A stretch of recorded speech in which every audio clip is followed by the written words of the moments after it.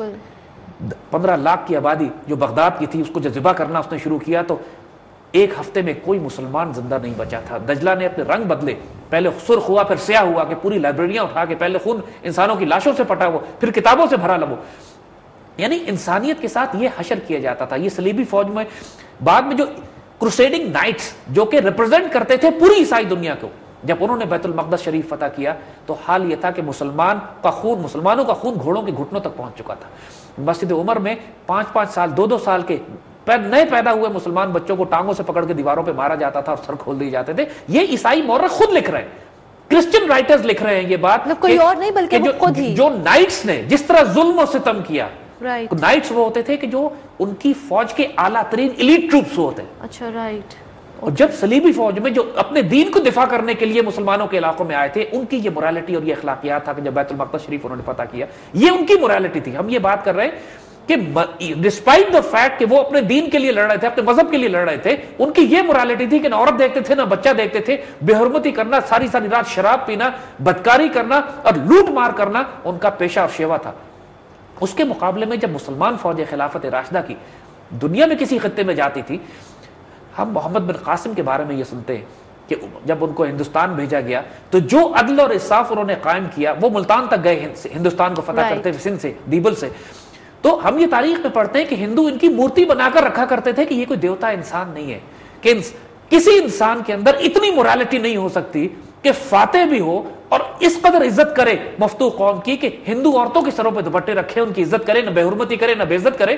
اور سلطان صلاح الدین ایوبی جو مسلمانوں کے سپہ سالار تھے بعد کے آنے والے دور میں، ان کا اخلاق اور کردار یہ کہ عیسائی بچے جب گم جاتے تھے تو عیسائی فوج سے عورتیں ان کے پاس آ کے کہتی تھی کہ ہمارے بچے ہمیں ڈھونڈ کے دیجئے، ہمارے بادشاہ ہمارے جنرل ڈھونڈ کے نہیں دے سکتے. ہمیں کہا گیا ہے کہ مسلمان فوج کا سپہ سالار اتنا نیک ہے کہ وہ بچے تمہیں ڈھونڈ کے دے دے گا. اور صلاح الدین ایوبی آنسوؤں سے روتے تھے اس بات پہ کہ عیسائی عورتوں کے بچے گم گئے. یعنی یہ کون سا کیریکٹر تھا، یہ کون سی morality تھی کہ رہبان باللیل فرسان بالنہار، رات کے راہب اور دن کے مجاہد. جو کمپیریزن ہم دینا چاہ رہے ہیں کہ یہ انسان کے ہوش و حواس سے باہر کی چیز ہے. یعنی آپ کے تخیل میں، سوچ میں، فکر میں وہ معاشرہ نہیں آ سکتا کہ کیسے ممکن ہے کہ جس وقت دنیا میں اتنی بڑی بڑی سویلائزیشن اور تہذیبیں آباد تھیں، ان کے مقابلے میں جو اسلامی تہذیب خلافت راشدہ کی بلٹ ہوئی، ایک طرف وہ چین سے ملی جا کر، یعنی پورا سینٹرل ایشیا اور فتح کرتے کرتے کاشغر تک پہنچے، دوسری طرف یہ رومن سرحدوں تک جا پہنچے، پورا سیریا فلسطین فتح کر کے سمندر تک پہنچ کے جا کے آخری حد ہی ختم ہو گئی، پورا شمالی افریقہ فتح کر لیا کہ پیسیفک اوشن تک، اٹلانٹک اوشن تک جا کے پہنچ گئے، جس پر اقبال نے مشہور شعر کہا تھا کہ دشت تو دشت دریا بھی نہ چھوڑے ہم نے، بحر ظلمات میں دوڑا دیے گھوڑے ہم نے. یہاں تک اتنی بڑی سویلائزیشن کہ دنیا نے خلافت راشدہ کے دور میں ہی، حضرت علی رضی اللہ تعالیٰ عنہ کے وقت میں تک ہی اتنی سویلائزیشن پھیل چکی تھی، اتنی بڑی تہذیب خلافت راشدہ کی بن چکی تھی کہ اس سے بڑی تہذیب دنیا نے اس سے پہلے کبھی نہیں دیکھی تھی. اور اس پوری تہذیب میں جہاں جہاں فتح کرتے ہوئے گئے تھے وہاں کے 100% علاقے مسلمان ہو گئے اور آج تک مسلمان ہیں. جو مسلم ہارٹ لینڈ ہے یہ خلافت راشدہ میں فتح ہوا تھا. اور اگر تلوار کی زور پہ ہوتا تو ان لوگوں کو کوئی مجبور تو نہیں کر رہا تھا. ایک مثال نہیں ہے کہ کسی کو تلوار کی زور پہ کہا گیا ہو کہ تم اسلام قبول کر لو. اسلام کبھی بھی تلوار کی زور پہ نہیں اور چلا. کوئی ایک تلواریں ٹکرائی ہیں تو رومن امپائر سے ٹکرائی ہیں، پرشین امپائر سے ٹکرائی ہیں، لوگوں سے نہیں ٹکرائی، عوام الناس سے نہیں ٹکرائی، مسکین مجبور یتیم بیوہ ان سے نہیں ٹکرائی. کہیں پہ کسی نہر کو نہیں بند کیا گیا، کہیں پہ کسی درخت نہیں کاٹے گئے، کہیں فصل نہیں جلائی گئی. ایک مثال نہیں ہے کہ کسی عورت کی بے حرمتی مسلمان فوج نے کی ہو. اس پورے خلافت راشدہ کی ملٹری کیمپینز میں جو چائنا سے لے کے نارتھ افریقہ تک پھیلی ہوئی تھی، ایک مثال نہیں ہے کہ کسی بچی کو، کسی عورت کو بے حرمت کیا گیا. Can you believe this? دنیا میں کوئی مثال ایسی دی جا سکتی ہے کہ فوجیں کانکر پہ کانکر کرتی ہوئی جا رہی ہیں علاقوں کو؟ اور اس فوج کی اسپرچول ڈائمنشن کا عالم یہ ہے کہ حضرت سعد بن ابی وقاص جب حکم دیتے ہیں دریا کو حکم دیتے ہیں اور فوجیں اپنی مسلمان فوج دریا میں داخل ہو جاتی ہے تو پرشینز یہ کہتے ہوئے بھاگتے ہیں کہ دیوا آمدن، دیوا آمدن، دیو آ گئے کہ یہ انسان ہو ہی نہیں سکتے جو سپر نیچرل فورسز رکھتے ہیں.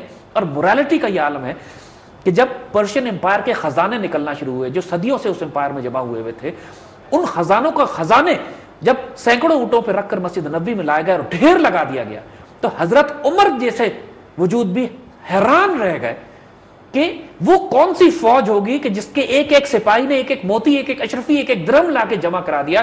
ہیرے جوہرات کے ہار لگے ہوئے تھے، ایک سپاہی کو بلایا انہوں نے حکم دیا, اتنے بڑے بڑے بادشاہ کے جب تخت اور ہار اور زیورات جب پہنچے تو انہوں نے حکم دیا کہ جس سپاہی نے یہ لے کر آئے ذرا اس کو میرے پاس لاؤ. تو وہ سپاہی بھی سیدنا عمر کے پاس آتا ہے تو چہرہ چھپا کر آتا ہے اور کہتا ہے امیر آپ کا حکم تھا کہ آپ سے ملوں تو میں آپ سے ملنے آ گیا ہوں, لیکن آپ مجھے یہ مجبور نہیں کر سکتے کہ میں اپنا نام آپ کو بتاؤں کہ میں نے جو کچھ کیا ہے اپنے اللہ کے لیے کیا ہے, آپ کے لیے نہیں کیا.